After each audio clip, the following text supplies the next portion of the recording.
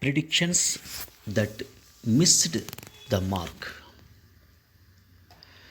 In 1894, the president of the Royal Science Society, Lord Kelvin, predicted that radio had no future. The first radio factory was opened 5 years later. Today, there are more than 1 billion radio sets in the world, tuned to more than 33,000 radio stations around the world. He also predicted that heavier than air flying machines were impossible. The Wright brothers' first flight covered a distance equal to only half the length of wingspan of a Boeing 747. Now, much heavier than Boeing 747 aeroplanes are flying in the sky. In the 6th century BC, Greek mathematician Pythagoras said that Earth is round, but few agreed with him. Greek astronomer Aristarchus said in the 3rd century BC that Earth revolves around the Sun, but the idea was not accepted. In the 2nd century BC, Greek astronomer Eratosthenes accurately measured the distance around the Earth at about 40,000 kilometers, but nobody believed him. In the 2nd century AD, Greek astronomer Ptolemy stated that Earth was the center of the universe. Most people believed him for the next 1400 years. In the early 20th century, a world market for only 4 million automobiles was made because the world would run out of chauffeurs. Shortly after the end of World War II, the whole of Volkswagen factory and patents was offered free to Henry Ford too.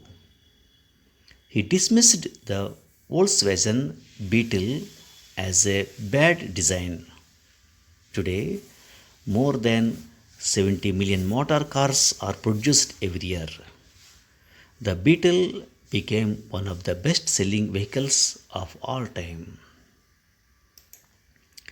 The telephone was not widely appreciated for the first 15 years because people did not see a use for it. In fact, in the British Parliament, it was mentioned there was no need for telephones because we have enough messengers here. Western Union believed that it could never replace the telegraph.